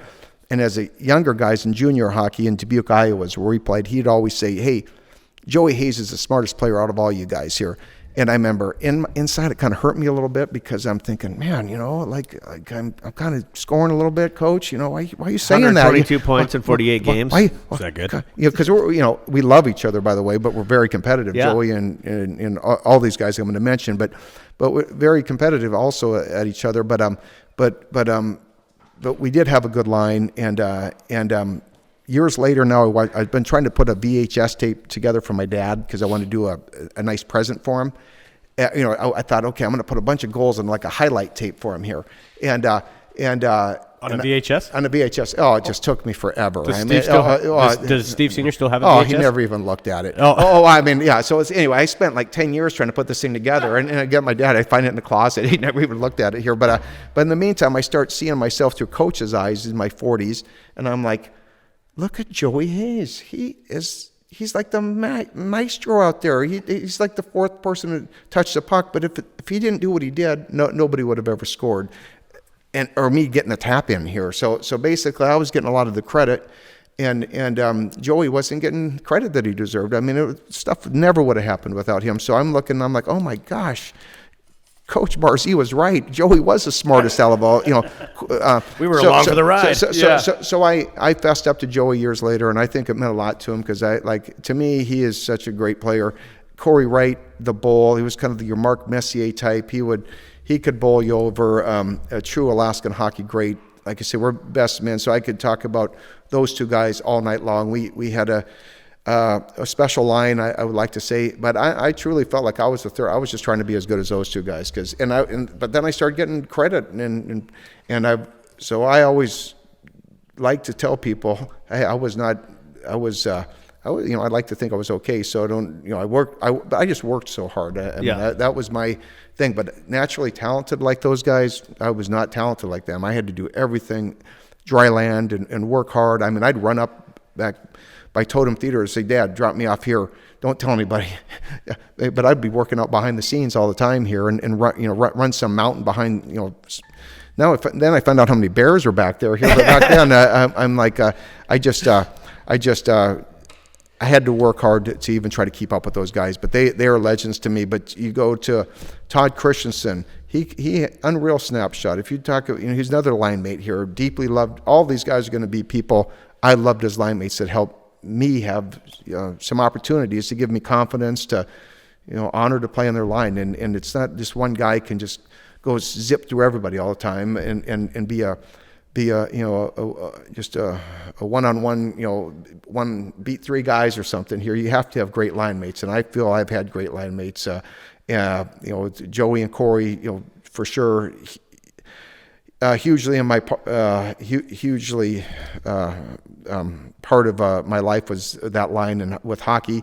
But Todd Christensen, we won a championship together. Like I say, call me out on anything, funny stuff, but a great teammate here. We had a great coach at East that was special. Also in Coach Bell, Travis Frisk. I don't know if everyone knows how talented Travis Frisk was as a player, but he could fly in his day here. Kind of like a Glenn Anderson. I mean, he was just be zipping around. But the year that East had won a Cook Inlet championship, Corey Wright was Travis were a line there, and then we had the big Schamberger line was and Christensen and Don Moma. Those were our big dogs. Schamberger, those guys are a little older than you. Yeah, they're a little older, but man, they were studs. And then Fred Yowett, who I never got to play with, I still to this day he calls me. Like I didn't play as a freshman. I would have got. I mean, back then, guys like Fred Yowett, the older guys, they just like. They'd knock your block off here and stuff. So, But Fred Yowett calls me the other day, and I'm like, "Hey, Captain." So he's always the captain. But so you got Cusack, who I also played with in juniors, a little bit at East. Flyers draft choice here. I don't know if people know that, but Mikey was a great player. Oh my gosh, unreal player. But the hands he had. If he didn't have concussions, he played. I think he plays for the Flyers. I truly believe that he is mean. He could play mean. I have some video VHS to him where he's absolutely crushing people. He can't do that stuff anymore. But his mentality and his skill set and his mean streak with the Flyers of that era. Without the concussions, I think he's. I think he would have played. Kirby Holtman, freight train. When you look at those eyes of Kirby Holtman, he's a running back in football. Intensity. He was a great football player. Great football CHS player. football player. Just all-around athlete, that guy. A natural-born hitter.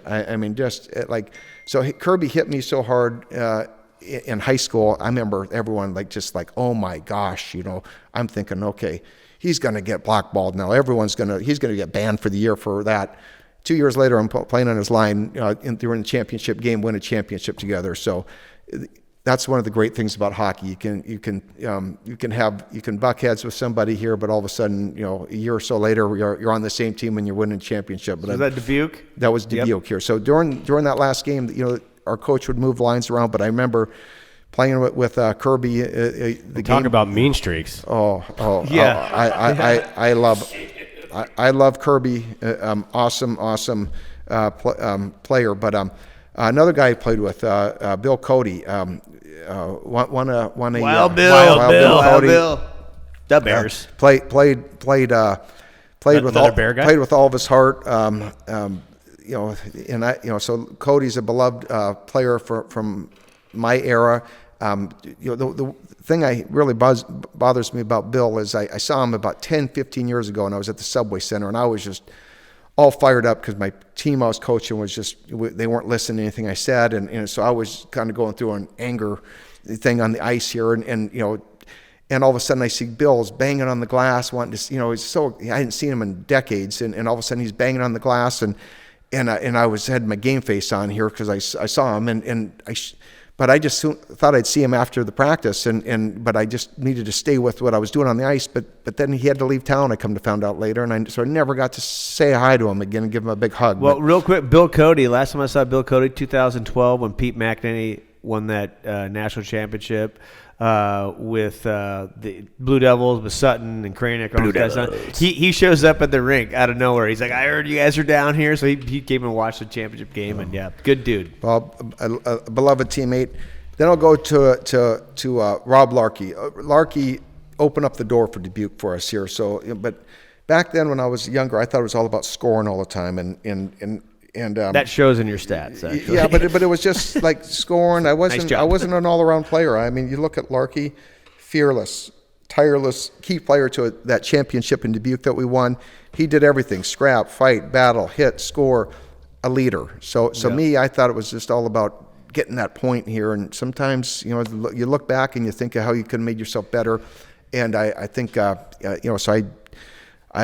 you learn to understand guys like Kirby and Larkey, and we're all proud of this championship. We had a great teammate in Gary Suter, went on to NHL, and long time NHL great hockey guy here. But we have reunions, and Suter comes in, but he still also says, as proud as we are about him, but what an special part of life that was, for that team and that junior experience, and for a great coach Jack Barzee to a neat group of people. But the Kirbys and the Larkeys, extremely special. But just to go off, Harry Armstrong was on that team, drafted. He was a beast. Beast. I mean, one time, how many time do we have? Are we getting bad on time? Because I was going to tell you. 20 minutes. 20 minutes. So one time, this could be a 3-part episode, by the way. Harry and I were, all of us, we were kind of hard on each other, just for jokes and stuff, and didn't ever mean anything. But I mean, Harry we'd be on airplanes and stuff like that, and I'm like, we'd start getting on each other's nerves, and hey, Harry armpits, or like, hey, Harry nostrils. Manscaping wasn't a thing back then, but anything Harry, I called him. He was probably a hairy bastard, wasn't he? I just remember him being a big, intimidating, silent motherfucker. And he would just look mean. I never talked to the guy. I don't think I've ever said massive ball throw. Just he had the heaviest hit. I mean, hey, Steve.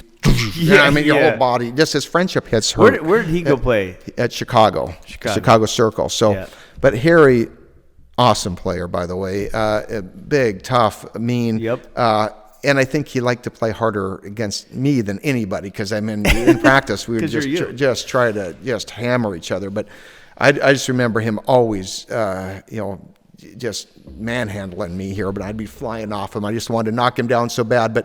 But anyway, so I'm always calling him Harry stuff and Harry. So I haven't got to Cord Cernich yet. Cord, Cord, to me, is the Rodney Dangerfield of Alaskan hockey.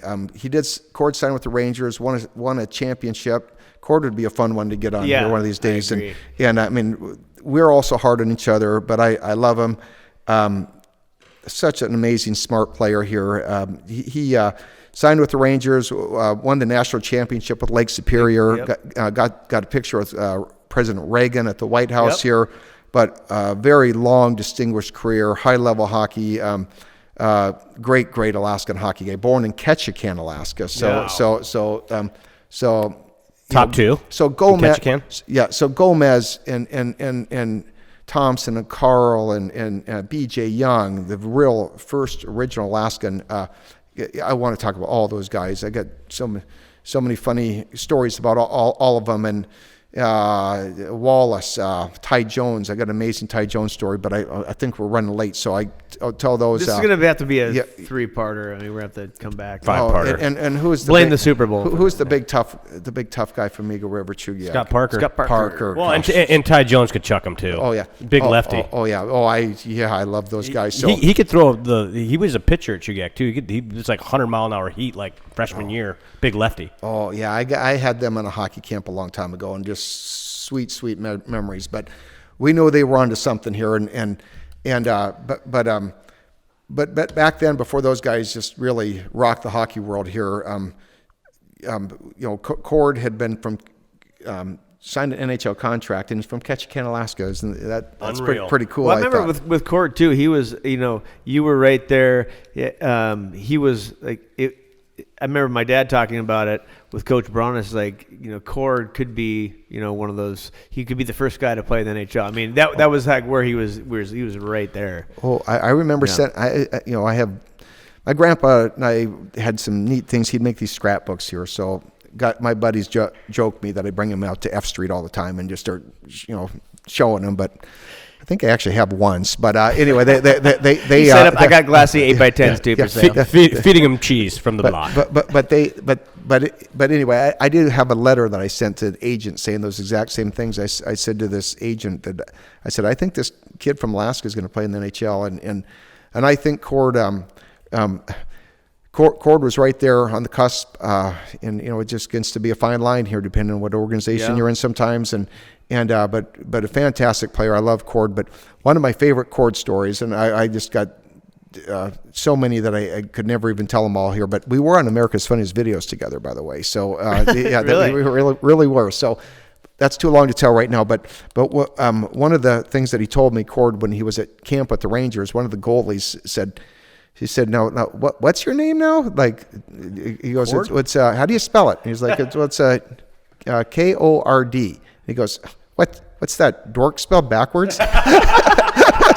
so anyway, sorry, Cord, but man, he made me cry when I heard that one here. But Cord owes me a Coke. We had a summer skate every year at the Wells Fargo Sports Complex, and Marcus Ostapina would do it, and then Ken Ross would do it, and Cord was back for something, and he came out, and we had like a shootout challenge at the end, and he bet everybody a Coke. Yeah, well, I scored, and probably everybody else scored, and he didn't buy anybody Cokes, so he owes me a Coke. Well, bring him on here and make him bring a six-pack or something here. But yeah, Cord, he's funny. You get him at F Street here. Well, no, and it's funny you say that. Rodney Dangerfield, no respect. His name might not come up near as frequently as Steve MacSwain's name. Yeah. But the credentials, like you said, and the career speaks for itself. Oh, Cord was. He was another guy giving back to coaching and everything else. Quite a personality, but I highly respect what he's done. And even though people might see us hang out together and they're like, they must not even like each other. But it's just all we're there for each other at the end of the day. I know that. Dork spelled backwards. I wish I'd have. Well, Cord dated my sister too, so yeah, son of a bitch. Lovely. Yeah. Yeah. So yeah. So did Boyd Sutton. So anyway, did you date my sister? Plug your ears, Ann. Plug your ears. So you know what we're gonna we are actually running due to the Super Bowl and the pending Super Bowl party here in the very same spot we were sitting. We have not even begun to scratch the surface. So we are going to. This is going to be. I don't even know. I don't even want to. 5, 6, 11 part. Yeah. So I hate to say you're gonna have to come back, but so we got about 10 more minutes. So we're not going to get even into your pro, and I want to talk more about U of M and how you got there. But for right now, how was it playing? And this is just a personal question. Playing for my dad and Coach Bronis. I mean, that combo has got to be a pretty special combo because I never played. Well, I did play for my dad as a kid, but as an adult, you guys are young men at this point in '82. That's the team that for me it just unreal watching you guys. I was like stick boy a couple tournaments, which is cool. But you got my dad who's pretty iconic. But then you got Coach B, who is at that point young, but just more of a disciplinarian than even my dad. I mean, my dad was pretty strict, but Coach B is like Talk next about intense level. eyes. Beady. I mean, just what did he bring in that combo to that team? I guess is a good question. Well, you know, that particular tournament was a huge deal because we could never get by Seattle, and Seattle was had an amazing team, and over the years they'd won a national championship. A couple years before I actually played for them I left and then came back. That's a whole nother story here. But the Snow Kings and John McDonald, Bobby Curtis, Coach John McDonald, legendary coach. There's some pretty special history there. But they had Scott Schofstall, Tony Carter, amazing team. So all you guys on the Snow Kings, you amazing players here. And we could not get by you here. So, but that year with Coach Mack and Bronis, after leaving with tears in our eyes to many arenas over the country, because of those guys, and California knocked us off here with Pitta and John Blue also, and Ken Martell, so Matt Hervey. So sorry, Callie, if I'm missing anything up here, but those guys were all Ralph Barahona, all awesome. Memories of the Seattle, California teams, but we couldn't. Seattle, they're the guys who beat Pat LaFontaine. They beat Brian Lawton. They beat Kevin Hatcher. They beat like all these good Barrasso. The Seattle team was something else here. So finally, like probably my junior year, we go there with Coach Mack and Coach Bronis. And now we're playing in Seattle, which not good for us because in their home den, and we knocked those guys off here in just an absolute battle here, and then I remember I'd gone to school there the year before, and some girl, Tammy Navin, used to called me up one time, and because I had now I'm going to that championship against Seattle, and she called some radio, the top rock station in like Seattle, and so She dedicated a song to you? Dedicated a song to me. What song? Oh, yeah. My gosh. So here I'm. That's what I'm talking Anyway, I had like a girlfriend kind of over at the house in Madison Way in Anchorage at the time, and I got a phone call because I got this like 10-page letter from her saying, "Hey, we're going to do a request out song or kind of like Casey Kasem type thing or whatever." But this was all of a sudden. I get this phone call, and phone rings, and hey, this is so and so from KJ 142 or something. I'm like, I have no clue. I'm just making that up. But hey, we got this long distance dedication, and I'm telling this girl like, hey, this is cool. Don't worry, I'm not going out with this girl, but we're gonna, how's this long distance relationship work? Because I'd quit Seattle and I was back in Alaska now, and next thing you know, and I was the biggest. If anyone ever has footage of that, it would be like. You're like talking to a 2-year-old listening to me. I must have sounded so stupid on this interview because I remember being unbelievably brutal on it. But all of a sudden, I could see I was losing the interest of the DJ here. So he goes, well, Tammy's just, we don't know how you keep this long distance relationship alive, but she's got a song for you, and we're going to play it now. So they played He's So Shy. He's just one in a million. He's So Shy. Nobody knows it. No. Oh no, He's So Shy. Give No, it's a big '80s song. So who sang it? Oh, I don't know, but it was a top 10 hit. I mean, He's So Shy. He's so shy. I'm gonna anyway, write that down. Come back to that. But, Fact check that, guys. In fact, I was on there. Is that it? That's it. Pointer Sisters. Pointer Sisters. Pointer yeah. Sisters. Yes. Yeah. Nice job. From there to Crocus. Nice job. Pointer Sisters. He's so shy. Nice job, Hayo. I mean, I'm sorry, Walt. No, you got it. You got no. I mean, nice one. I got it. It's cool. He's got it. He'll do it all. Well, speaking of Crocus, real quick, I am wearing the battle vest today, which I'm a metalhead and I love music, almost all genres, but mostly metal. Not EDM.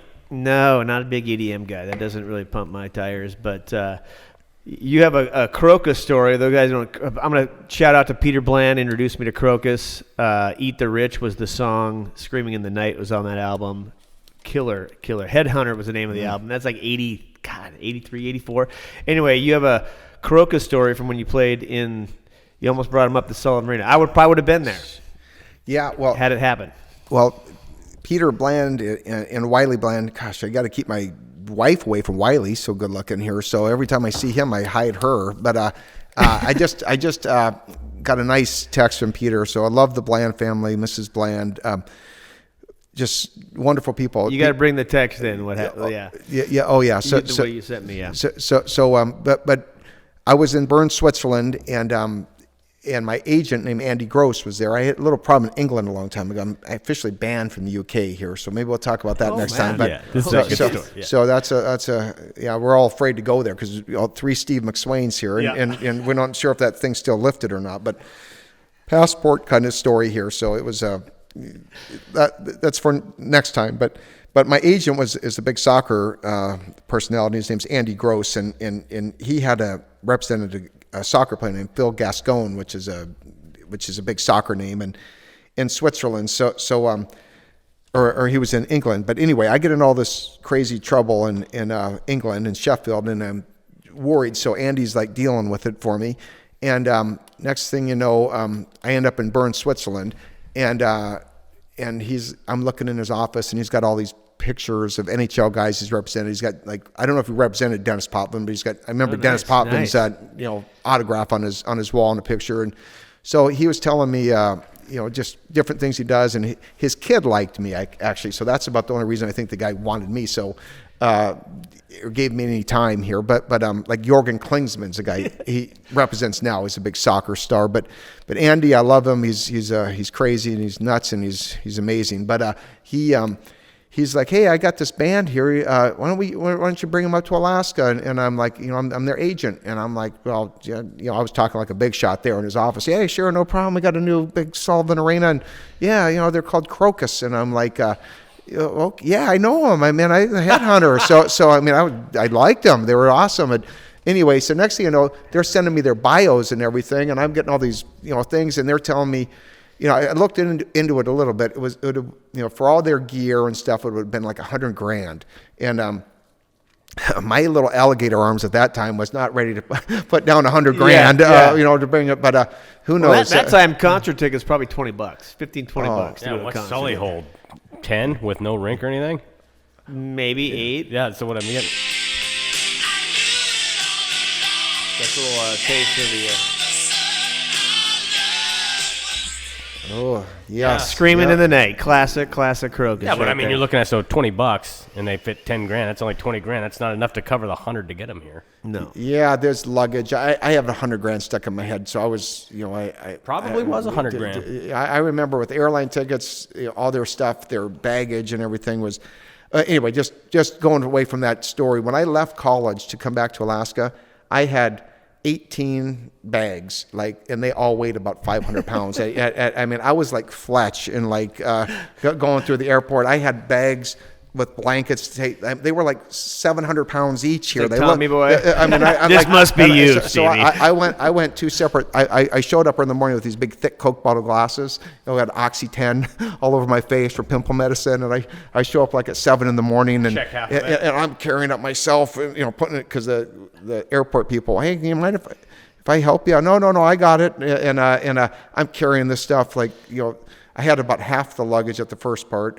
And then I went home, showered, put my contacts in, and told Corey Millen. We're staying at Jack Barzee's house. I said, Corey, we just wanted my truck for the summer here. Anyway, we drove the second time, and the guys are like, "You sure you weren't here before?" And no, I don't know what you're talking about. So because now I don't have my glasses on, my Superman Fooled glasses. Everybody.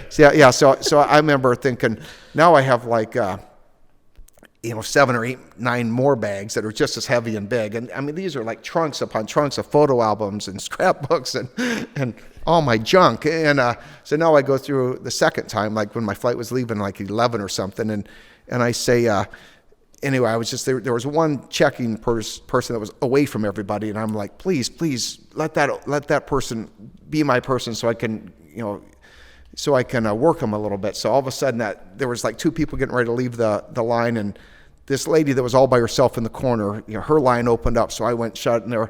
I'm like, hey, I'm just, she's, oh, you got a lot of stuff here. Oh yeah. I'm doing a benefit concert in Alaska here, and a musician and stuff. So she went with it. Didn't charge me. I think I got $25 extra baggage fee here. I mean, I had so many. That doesn't happen anymore. Oh yeah, I could have never gotten away. But I mean, I over had 50 pounds. I mean, I might have had 3,000 pounds of stuff on me here. So I'm telling you, and I paid $25. So. Yeah, I got away with that one, but I did the fake musician thing. First and only ever time. Speaking of music, what kind of music does Stevie listen to? Oh, I like the Pink Floyd and one of my favorite music stories is Led Zeppelin, Aerosmith, that kind of Rolling Stones. I was with the Rolling Stones wife years ago. That sounds terrible. So I was provocative. Yes. I'll tell that with the Sheffield story next time here. But yeah, that kind of I like.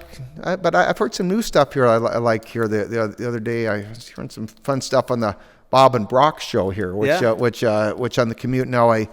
Been getting back in with those guys here now that Brock's on there, and love Mark too, by the way here. So we're trying to get Brock, and we're going to do a little thing called we're going to do a little music segment on the show with Brock, because Brock obviously a big music guy, obviously a metal guy. So we're going to have some fun with that. But Brock was our first guest on the pod. Not a huge hootie guy, but not a real huge. He did better. We all did better on the Tenacious D Classic. Yes, we did.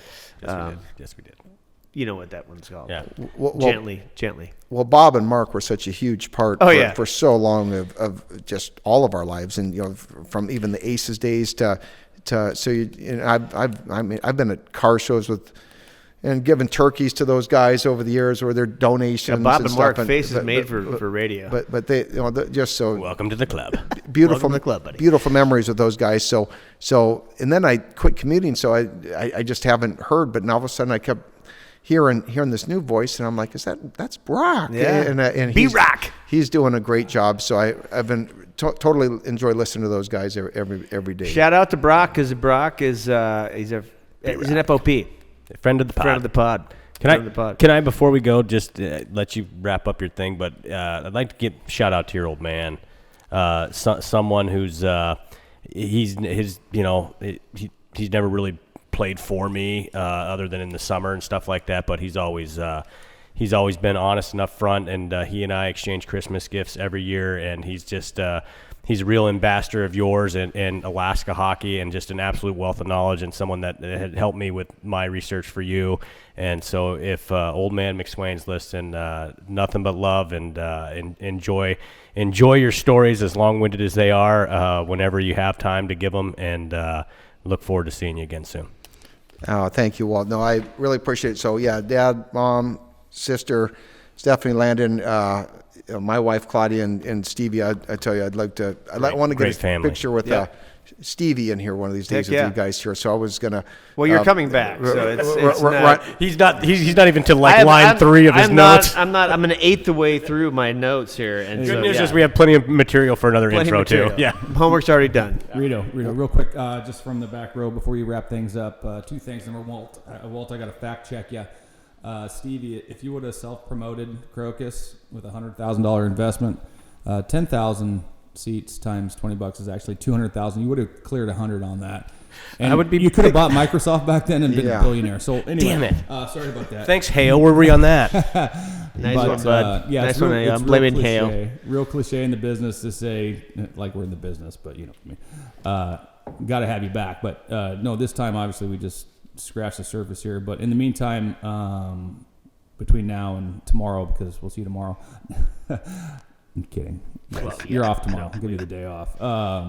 The stories, the talent, the history, and just you're so humble. You spent half this pod talking about people that you had fun along the way with, and you give back to the community, and so it's humbling to hear your humbleness. So yeah, we'll see you very, very, very soon. Thank you, Steve. No, I got so many people I missed too. That's why I don't have my notes here, and I feel so bad because there's so many people in this world I love, and in Alaska that I love, and really appreciate it. But when you said the thing about making $100,000, so now you got me. I'm depressed about that. But if you want stock, you want to do well in the stock market, just listen to me because I have good stock advice. Because you should wait about 2 weeks after I buy a stock here, and it will fall so strong in those 2 weeks here. But it's going to get back to even like in a few years. But you'll be so far ahead that you buy and I short in the same day. So I should have done the crocus thing. Yes. Well, I think crocus is probably still around. I'm not sure about that, but if we can get crocus up here. I would love to get crocus up here. Let's do it. And little retribution. So. Well, they probably don't play the big stadiums anymore. We'll just have them in the studio for 7 people. We'll have them at the brewery or something. It'd be perfect. Yeah. But Stevie, I was number 24 because of you, because of my fascination with you as a Bantam. I think that was an 82, 83. I don't know what numbers you are. Number 24 was one of them. I had 24, and it was like my dad gave away all my jerseys to all the kids who needed jerseys back then. So I don't have all my jerseys. Like, I've saved all my kids' jerseys because my dad gave all my stuff away to my little brothers. And then, hey, Joe's getting into the hockey. Here's a bag of gear. So my jerseys went with it. So I have 0 jerseys, but that's okay. But huge amount of respect for Stevie MacSwain.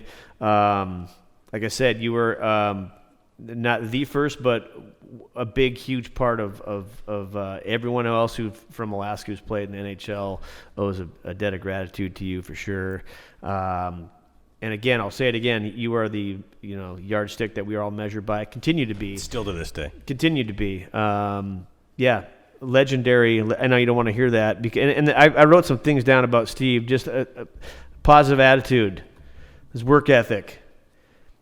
Humble is probably number one. I mean, as good as you are and as humble as you are, God bless you. And you got the biggest heart in probably all Alaska hockey, and great stories. Obviously, great stories.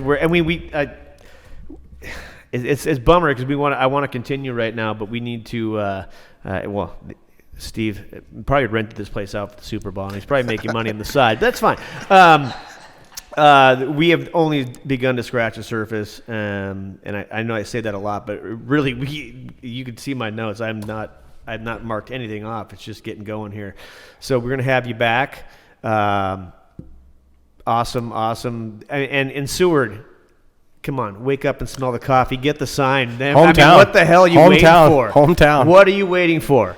I want to see that in the near future. But thanks for coming on, Stevie, and we're gonna have you back, obviously, for part 3, 4, 5, on and on. Love you, Stevie. Yep. Love you guys. Thank you, man. Right. My 24 brother, by the way. It's probably, so that's a special. It's one in my password, by the way. So I got to get my computer password, but 24 is a special. I went to 49 later on. But 24 is in my password is for sure and in my heart. But thank you everybody for having me, and I would love to come back again because there's so many people and Gomez and the different people. I'd love to maybe find your notes. I'm going to find my notes from before. We need to talk about the Cusack family too as we get Cusacks going. But, I think it's time for Dump and Change, boys. Thanks, Stevie. Thank you. Yeah.